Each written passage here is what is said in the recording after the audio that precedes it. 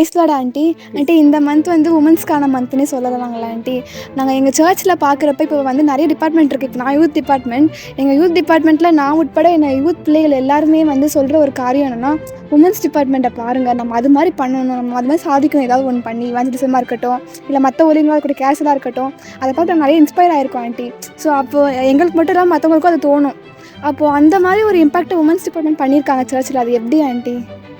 எங்களுடைய உமன்ஸ் டிபார்ட்மெண்ட்டுடைய விருப்பமே எங்களோட முடிஞ்சிடக்கூடாது, அடுத்த கட்ட தலைவர்களையும் நம்ம உருவாக்கணுன்றது தான் எங்களுடைய பெரிய ஒரு வாஞ்சை, எங்கள் தரிசனம் அதுதான். அதனால நம்ம என்ன செய்கிறோம், நமக்கு சர்ச்சுக்கு வர்ற லேடிஸுடைய பிள்ளைங்களையும் என்கரேஜ் பண்ணி மேலே கொண்டு வரணும். எப்போவுமே பெண்களுக்கு நான் சொல்லிக் கொடுக்குற ஒரு விஷயம் என்னன்னு சொன்னால், நீ குடும்பத்தில் எப்படி நடக்கிற உங்கள் பிள்ளைங்க பார்க்கணும், நீங்கள் ஊழியம் செய்கிறது பிள்ளைங்க பார்க்கணும், நீங்கள் ஜெபம் பண்ணுறத பிள்ளைங்க பார்க்கணும், உங்களுக்குள்ளே இருக்கிற ஸ்கில்லை நீங்கள் வெளியே கொண்டு வர்றதை உங்கள் பிள்ளைங்க பார்த்தாங்கன்னா ஆட்டோமேட்டிக்காக அவங்க வெளியே கொண்டு வந்துடுவாங்கன்னு. இப்போ உதாரணமாக பார்த்தீங்கன்னா, நம்ம ஆக்னஸ் அக்காவை எடுத்துட்டிங்கன்னா, அவங்க சுவிசேஷ ஊழியம்னே கிடப்பாங்க.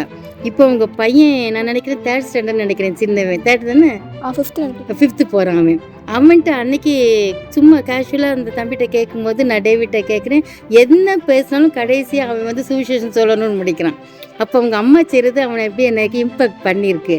அதனால் நம்முடைய வாஞ்சை எல்லாமே பெரிய ஒரு தாக்கத்தை, நான் ஒரு பெண்ணாக இருந்தோன்னு சொன்னால் நான் மாத்திரம் வளர்ந்துட்டே வரக்கூடாது, இன்னொருத்தருக்கு இன்ஸ்பயர் பண்ணுற இடத்துல நான் வரணுன்றது தான். நானும் படிச்சிருக்கிறேன், நானும் அப்படி முயற்சி பண்ணிகிட்டே இருக்கிறேன். நம்ம சபை பெண்களுக்கும் அதான் சொல்லி கொடுத்துட்டே இருக்கிறேன். கண்டிப்பாக ஆண்டி, நீங்கள் சொன்ன மாதிரி எங்களோட அக்காங்க ஆண்டிங்க இங்கே பண்ணுறதை பார்த்து எங்களுக்குமே அந்த ஒரு சுச்சுவேஷன் சொல்லணும் அப்படின்ற ஒரு தாகம் எங்களுக்கு வந்திருக்கு.